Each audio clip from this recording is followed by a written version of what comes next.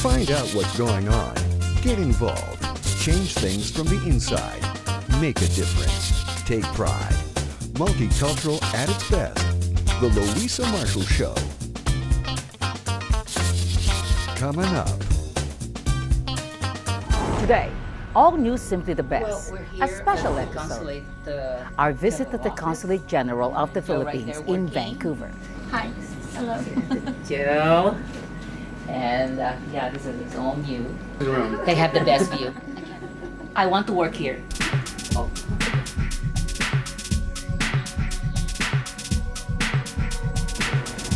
This is the office of Consul Oh, Consulanda.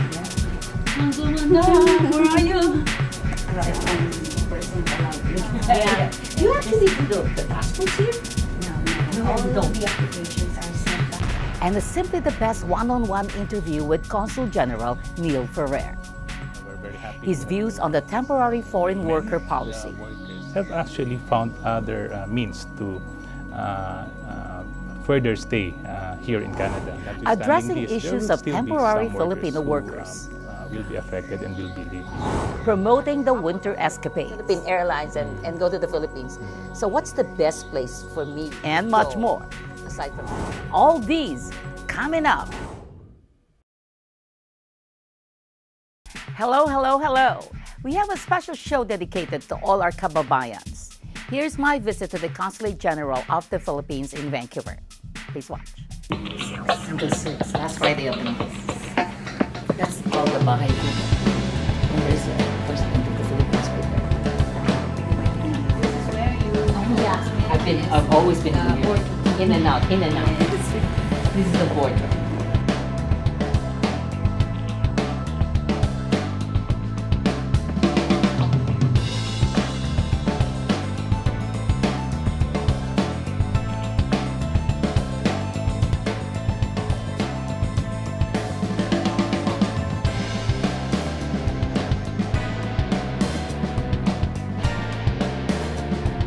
Hi, Conjun. Hi, Luisa. Wow. Hello, Steve. Yeah. It's nice to be here in your wonderful office. Well, thank you very much for coming over. I didn't realize that this is your first time to come to my office. To your office, yeah. But we've been out there and admiring the wonderful layout of the new Philippine consulate in Vancouver. It's amazing. Oh, thank you. We're doing our best to provide better facility and service to our kababayans here in Vancouver and of course in BC and Western Canada for that matter. We're very happy to have moved to this new place. We are able to provide bigger space and facility for our kababayan, and the place is really more convenient to them. Very strategic yung location namin. We are very close to the train station, the metro station, very close to the C-bus station, and the buses are plying the routes around here. So it's the feedback that we get is really very good from our kababayan. Plus, of course, we have more spacious, so that they don't need to stay in the corridors and the rest. So everyone is accommodated inside our premise. And also for the offices of the staff and personnel of the consulate, we're able to have bigger space now, and we're able to organize our papers and materials much better. That's what I said when I came in. I said, wow, it's so well organized there, right? So how do you like Vancouver? Conjun? Yeah. You've been here like 2 years now? But 1.5 years now. 1.5 So year. of course, it's a very beautiful place, no question. You have a very nice view here. Yeah, Very on a good nice day like view. this, so Yes. we're very happy to have this good view, and of course, very happy to indeed be living, in this very beautiful, clean place, and yeah, we're enjoying. The family's enjoying our stay here. Yeah, Miriam and the kids. girls, Yeah, and yes, the girls. Wow. Remember, I arrived in October of 2013, and the following less than a month in my job, Typhoon Haiyan came, and And in fact, I was in Victoria at the time, the weekend after Typhoon Haiyan came, and suddenly people started really working on that one. Our kababayans in Victoria, led by Annette Peach, they organized fundraising and those other activities. And this has been replicated in other parts of Vancouver and the rest of the country, for that matter. So. And of course, we're very happy with the generous support of our kababayans and the Canadian people in general. So, yes. Okay, talking about the TFWs, the reason why I came here, just to say hi to you and to talk about them. So you are so much aware that April 1st, so many hardworking workers have been terminated their rights to continue to work in Canada under the new Temporary Foreign Worker Policy. 4 years in, 4 years out. That's the rule. And I read about Migrante BCs asking both the Philippine and the Canadian governments to give justice to the migrant workers, and even demanded the Philippine government to end its labor export policy. What is the Philippine government stand on this? Well, just to be clear on the April 1st deadline that you mentioned, well, for one, this regulation by the Canadian government, as far as we know, has been in place for 4 years now. So this has just taken effect this year. But April 1st, it's not new. It's been there for over 4 years now. And those workers who have come in since then, when it was put in place, so that was way back 2011 now, are aware about so this. they knew what was coming. They knew what was coming. And, but then again, based on our assessment, many of the workers have actually found other means to further stay here in Canada, meaning to say many of them have already found means to become permanent resident. In fact, some of them may be on the way now to becoming citizens for that matter. Or they have the provincial nominee program and other means to further their stay in Canada. So that's for one. So number one, it's a law that has been there for some time now, and the workers are aware of it. And many of them actually have already found ways and means to remain here. But then again, there are still some people who are unable to extend their stay here or unable to find means to have permanent residency. So these people will be leaving. In fact, some of them have already left. But the door is not closed to them because they can come back. Within this framework on the temporary foreign worker, the way we understand this is that they will not be able to come back until after a certain period. Right now it's 4 years, but that may be changed. We don't know because this is a regulation passed by the Canadian government. But notwithstanding that fact, there are still other avenues for them to enter Canada. Maybe not as temporary foreign workers anymore, but as, for example, under the express entry program by the Canadian government, so a different track. And if they, for example, qualify under that track, automatically they will be immigrant. If they qualify under that track. And depending on their the work that they have done here, and depending, of course, on their qualifications back home. Definitely the experience that they had here working, say 2, 3, or 4 years, will be counted as part of that evaluation when they apply, for example, under the express entry or under a different immigration track available under the Canadian government system. So there are still many avenues available. And on the part of the consulate, the embassy, and if you may say Philippine government in general, the issue of labor and the issue of immigration is always in our agenda. Last year, we had a bilateral meeting with the Canadian government. This is under the framework of the Joint Commission for Bilateral Cooperation. So we had our meetings in Ottawa. and all the representatives are there from our side, from the Foreign Ministry, the Labor, and other agencies, and also from the side of the Canadian government. So that was in the agenda, and we do explain to them our views on this matter, and we have very good and open discussion on this matter. And we have seen some accommodation and some changes. Well, for one, in Alberta, for example, where the vast majority of our temporary workers are located. In fact, in our estimate, it's around about 60 to 65% of the temporary workers to be affected by this regulation are located in that province. So in Alberta, for example, they have implemented a one-year bridging work permit, meaning to say those whose work permit are supposed to be expiring this year and are supposed to be returning back home to the Philippines because of the 4-year maximum stay regulation. They will be allowed to stay for an additional 1 year under the bridging work permit, provided they have submitted their application by July of last year.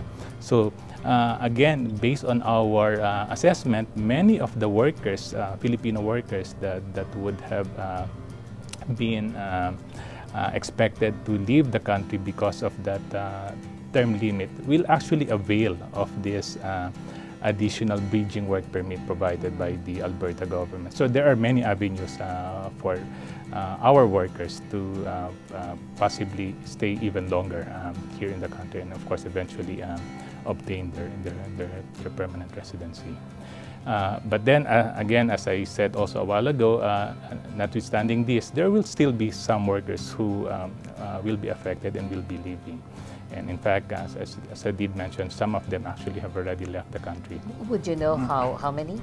We don't have the exact number, but based on our initial assessment, we're looking at the total number to be affected would be around 3,600.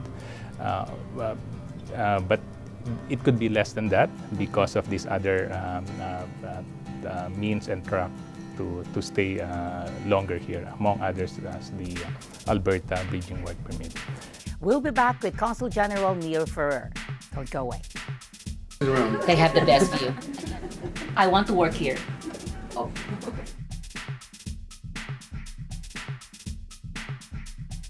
And also, for our part, those who will decide to go home, our office, we're working together with our labor office. We provide information session regarding the reintegration programs available back home. And we are also sharing with them the good news because, for one, the Philippines right now is the fastest growing economy in Southeast Asia. So there are many available jobs back home in the Philippines. So they should not despair about the prospects of returning home. We actually need workers back home in all fields, whether it's construction, retail, service, or tourism, because of the many opportunities created by the very strong and vibrant Philippine economy right now. And again, as I said, there is also this reintegration facility being offered by the government, the DOLE, the POEA, and we encourage our kababayans to avail of this, especially our overseas workers, especially those who have the interest to put up business. We encourage them to small business. Yes. To become more enterprising and really try to look for other means, not to uplift their condition, and of course. It's nice to hear that. Yes, but ang importante to me is that you do not forget your homeland, your motherland. So if you could visit the Philippines once a year, well and good. If you could visit it more than once a year, the better. But keep your links and once I admire those who are returning back home, bringing their talents. Those who have made it abroad, for example, many of them have made it in the U.S. or Europe, but returning now to the Philippines, returning back to the country. and sharing their knowledge, their expertise, to our kababayans, and really helping make a difference. So, how do you think you can help a lot of the temporary foreign worker, Filipino workers, most especially, who have been abused by their employers? I'm sure you have heard a lot of unfortunate stories. Yes, we have heard about those cases. What support do you give them? Well, ang pinaka-basic doon is, of course, for them to know their rights here, and for them to be given the proper advice and assistance. In some cases, kailangan ng legal advice or assistance.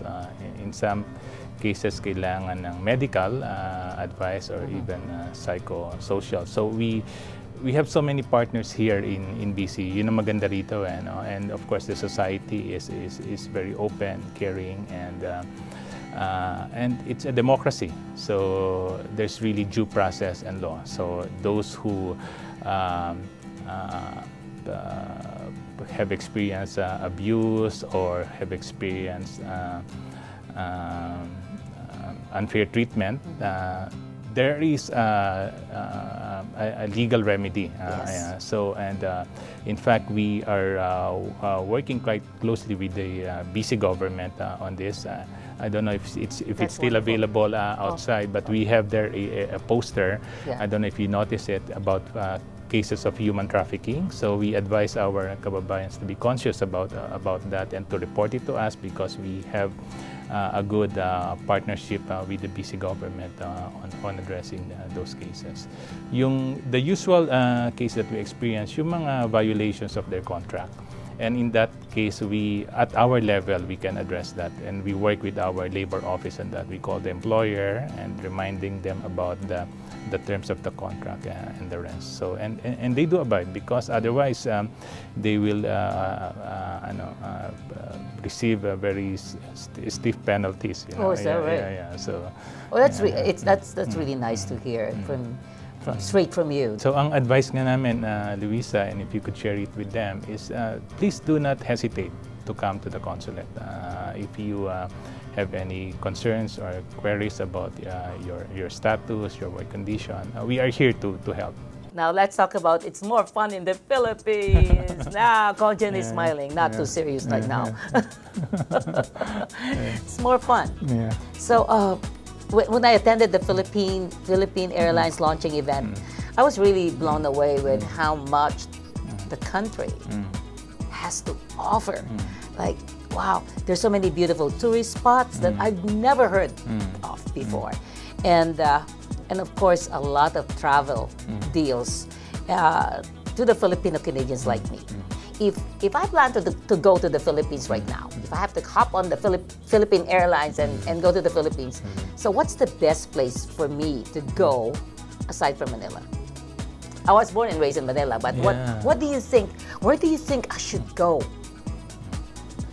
The reality is napakaraming options sa atin, ano? Well, you're not going to play favoritism, but it's just for me. What do you think? What can you recommend? We just came from a trip last January, February to 4 unique destinations apart from Manila, and I'm referring to Dumaguete, to Siquijor, to Bohol, and Cebu.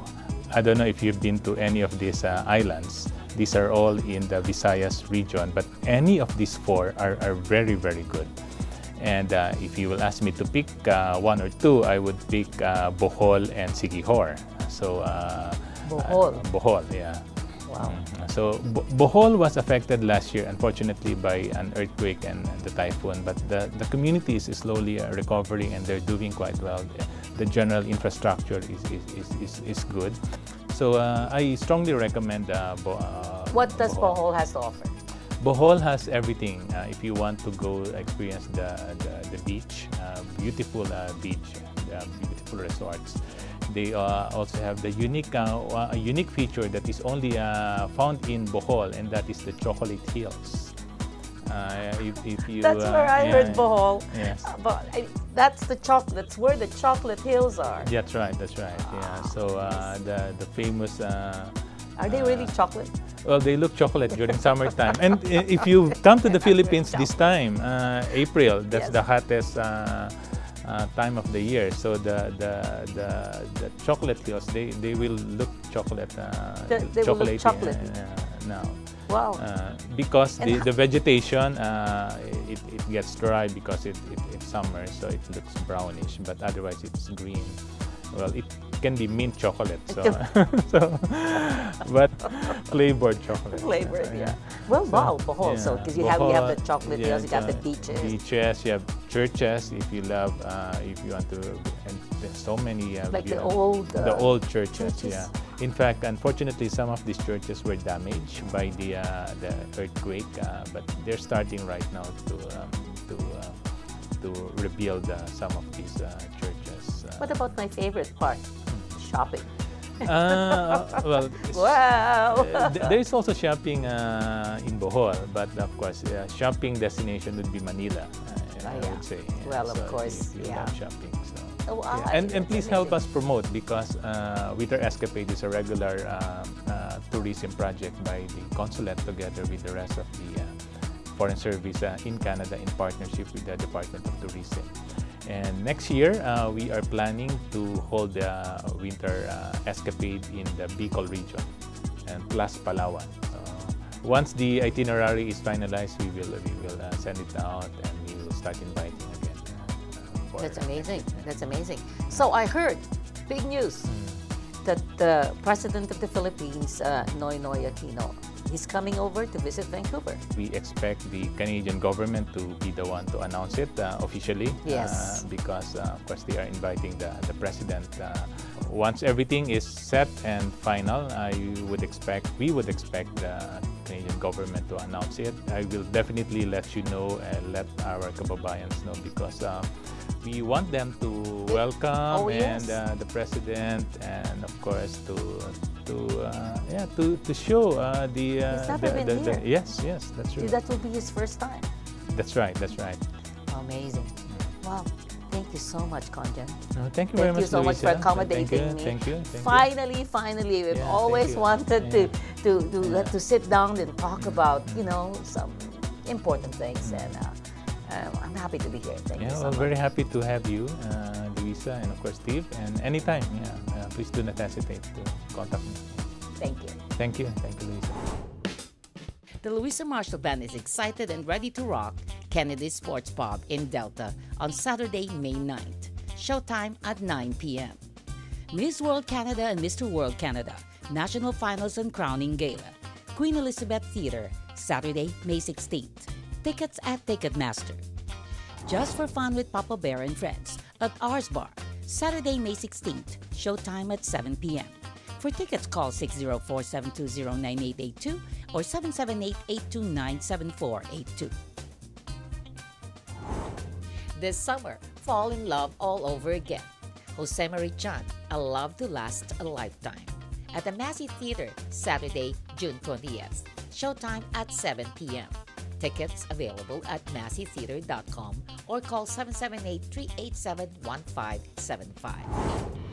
A super thanks to Consul General Neil Ferrer, Deputy Consul Mandap Joe Naviz Valencia, and the rest of the staff of the Consulate General of the Philippines in Vancouver. You guys are simply the best. Don't forget to pick up the special May issue of Metrovan Independent News. In response to the call of the Canadian Red Cross to help the victims of the recent earthquake tragedy in Kathmandu, Nepal, MV Paces launched a 2-week telethon fundraising project from May 1st to 15th. Inviting as many volunteers as we can gather to solicit funds and contributions from the general public to be turned over to the Canadian Red Cross. Please call us at 604-288-7664 for your donations and pledges. Please don't drink and drive, don't text and drive, always be kind. Let's stop cyberbullying. See you next week.